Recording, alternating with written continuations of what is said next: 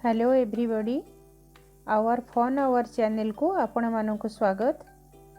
आज माणबसा गुरुवार। आज लक्ष्मी पाखरे चितौ पिठा भोग हुए। पूर दिया चितौ पिठा केमिति आमे अति सहजरे करि परिबा एवं ताहा मध्ये बहुत टेस्टी हेबो सेटा आज आमे शिखि नबा। एक्चुअली चितौ पिठा करिबा बहुत सहज, किंतु किछि लोक जेहेतु जानिना करि नाहंती तेणु तांको एटा हार्ड लगे, किंतु वास्तव में सेमती किछि नुहे।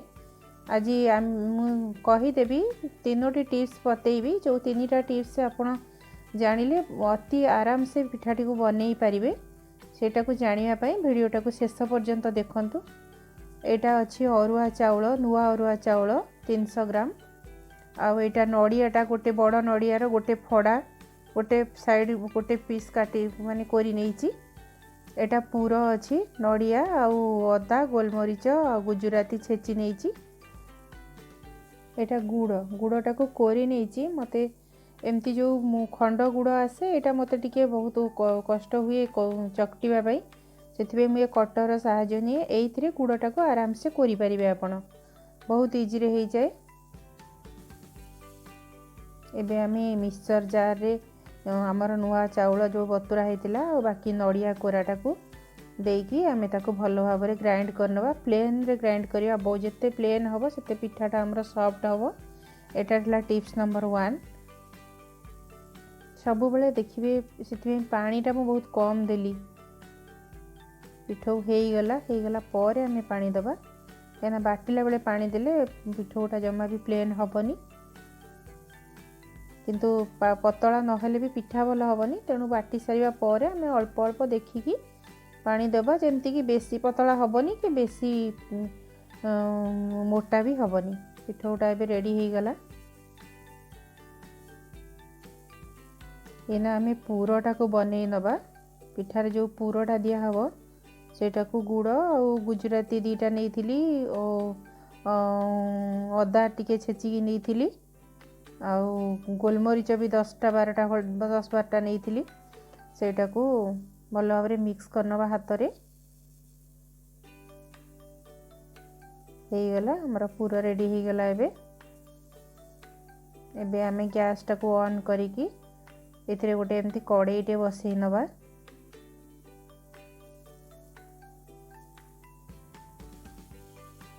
गैस टा को मन रखिए सब फुल फ्लेम रे रखिए। चितौ पिठा बेले गैस केबे भी सीम करेनि। काढ़िला बेले कले चलिबो, जो पिठाटा काढ़िबे किंतु पिठौ देला बेले सब बेले फुल रे रखिए पिठा हवा पर्यंत। एटा कपड़ा गोटे लंबा कपड़ा दरकार घोड़ेबा पई। एटा पानी, ए पानी रे कपड़ाटा को किछ समय भिजै नबा। प्रति थर पिठा करि सारिबा परे भी आमे कपड़ाटा को से पानी रे ही पकेइबा। से पानी रू उठेकी आमे पिठा चारिपटे कभर जो दिया है घोड़ेबा। सेटा मु देखै देबी एना केमती सेटा करिबा।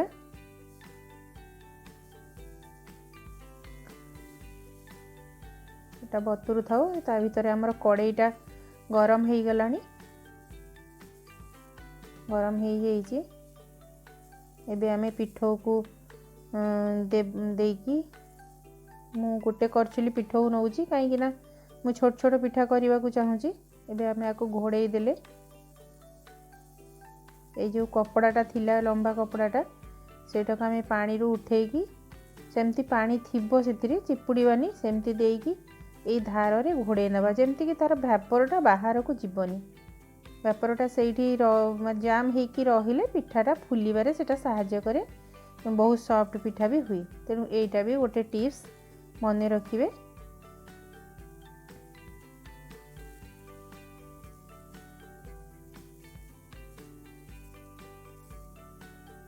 2 मिनिट भितर 2 मिनिट 3 मिनिट मैक्सिमम हो जीवो पिठा। एबे हो गलानी। देखंतु पिठाटा केते सॉफ्ट भी होईची। चिमुटारे सब धरिबे, कहीं ना कड़ाई पड़ी जीवार चांस थाए। देखंतु पिठा केमतिया पिठा होईची। एबे एटा को से कड़ाई रे आमे रखिकी टिके पूरा दे दबा। सेथिरे केमती पूराटा दिया हबा आपण मान देखंतु।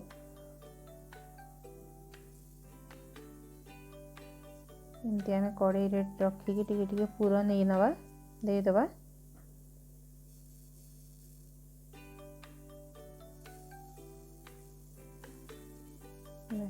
ଏବେ ହେଇଗଲା ଆମେ ପିଠାଟାକୁ ବାହାର କରି ଆଣିବା।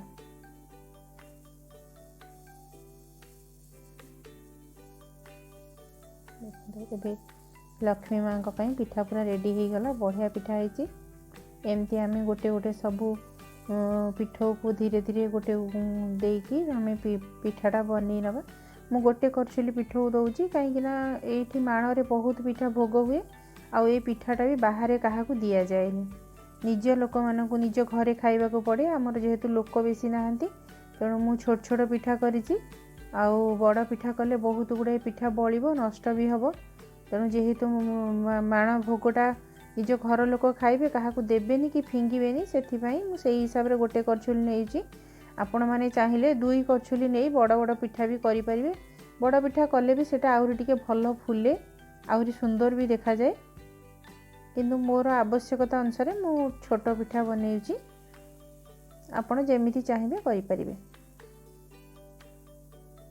ତ ଘୋଡ଼ଣଟାକୁ ଆମେ ଘୋଡ଼େଇ ଦେବା। ଘୋଡ଼େଇକି ପୁଣି ସେଇ ଓଦା ଯେଉଁ ଗିନାରେ ପାଣି ଅଛି ସେଇ ପାଣିରୁ କପଡ଼ାଟା ଉଠେଇକି ଆମେ ଘୋଡ଼େଇ ନେବା। ସେମିତି ଓଦା ଥିବ ଘୋଡ଼େଇ ନେବା। ଏଇଟା ଦେବାର ମୁଖ୍ୟ କାରଣ କେବଳ ଭାପରଟା ବାହାରକୁ ଆସିବନି, ଯେଉଁଥିପାଇଁ କି ପିଠାଟା ଭଲ ଭାବରେ ଫୁଲି ପାରିବ। ଫାଷ୍ଟ ମୁଁ ଗୋଟେ କଥା ଜାଣି ରଖିବେ ଯେ ସବୁବେଳେ ଆମେ ପିଠଉଟାକୁ ପ୍ଲେନ୍ କରି ବାଟିବା, ଖଦଡ଼ା ବେଶୀ ରଖିବାନି। ଆଉ ସେକେଣ୍ଡରେ ହେଉଛି ନଡ଼ିଆର କ୍ୱାଣ୍ଟିଟିଟା ଠିକ୍ ରଖିବା। ଯେମିତିକି ଆମେ 300ରେ ଗୋଟେ ବଡ଼ ନଡ଼ିଆ ଫଡ଼ା ଦେଲେ ସେଇଟା 250ରେ ବି ଦେଲେ ବି ଆହୁରି ଭଲ।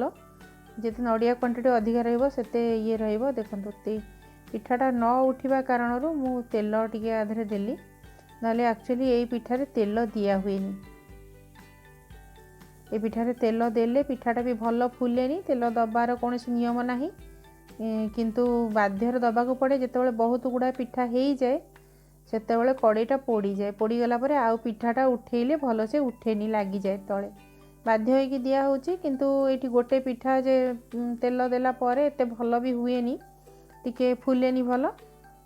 କିନ୍ତୁ ଆଣଟା ଠିକ୍ ଥିଲେ ସଫ୍ଟ ହେବ, କିନ୍ତୁ ଏତେ ଫୁଲେନି।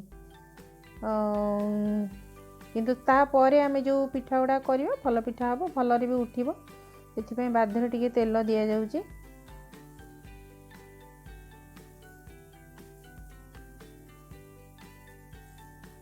ଦେଖନ୍ତୁ ତଥାପି ଏ ପିଠାଟା ବି ଭଲ ହେଇଛି, ମାନେ ତେଲ ଦିଆ ହେଇକି ବି ପିଠାଟା ବି ଭଲ ଜଣାପଡ଼ୁଛି, ବହୁତ ସ୍ମୁଥ୍ ଲାଗୁଛି। ଏବେ ହେଇଗଲା ଆମର ଲକ୍ଷ୍ମୀ ଠାକୁରାଣୀଙ୍କ ପାଇଁ ସବୁ ପିଠା ପ୍ରସ୍ତୁତି ହେଇଗଲା। ଆପଣମାନେ ବି ଏମିତି କରିବେ। ଆଉ କେମିତି ଲାଗିଲା ରେସିପିଟା ମୋତେ କହିବେ, କମେଣ୍ଟରେ ଜଣେଇବେ ରେସିପିଟା କେମିତି ଲାଗୁଛି। ଆଉ ମୋ ଚ୍ୟାନେଲଟିକୁ ସବସ୍କ୍ରାଇବ୍ ସେୟାର ବି କରିବେ। Thank you ଏଭ୍ରିବଡ଼ି।